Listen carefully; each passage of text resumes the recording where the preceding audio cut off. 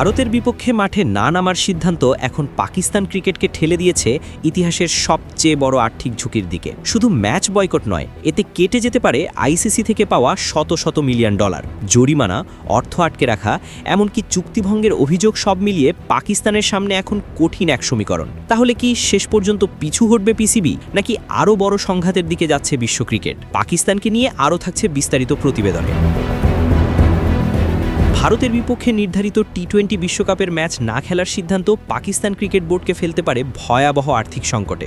আন্তর্জাতিক cricket council আইসিসির শাস্তিমূলক পদক্ষেপের শিকার হলে শুধু জরিমানাই নয়, ঝুঁকিতে পড়বে পাকিস্তানের ভবিষ্যৎ অর্থপ্রাপ্তিও। এনডিটিভির এক প্রতিবেদনে পিটিআই-এর বরাতে জানানো হয়েছে ২০২৪ থেকে ২০২৭ অর্থবছরের মধ্যে আইসিসি থেকে পিসিবির মোট প্রাপ্য প্রায় ১৪৪ মিলিয়ন মার্কিন ডলার।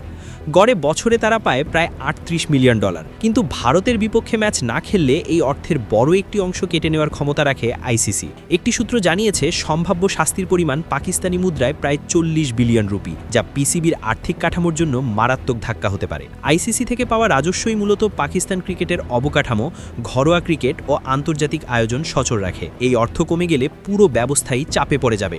এর আগেও পিসিবি বড় অঙ্কের অর্থ ব্যয় করেছে। চ্যাম্পিয়ন্স ট্রফি আয়োজন করতে গিয়ে তারা প্রায় ৭০ মিলিয়ন ডলারের বাজেট ব্যবহার করে, যেখানে অতিরিক্ত আয় হয়েছিল মাত্র ৬ মিলিয়ন ডলার। স্টেডিয়াম সংস্কারেও ব্যয় হয়েছে বিপুল অর্থ।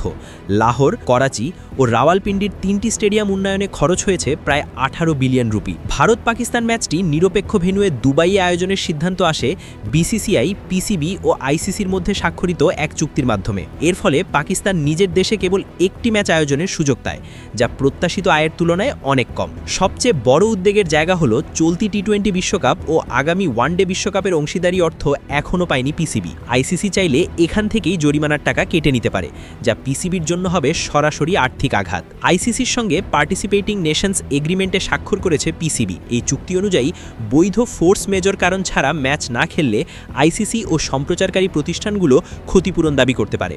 বর্তমান বিশ্ব ক্রিকেটের অর্থনীতিতে ভারত পাকিস্তান ম্যাচ সবচেয়ে বড় সম্পদ।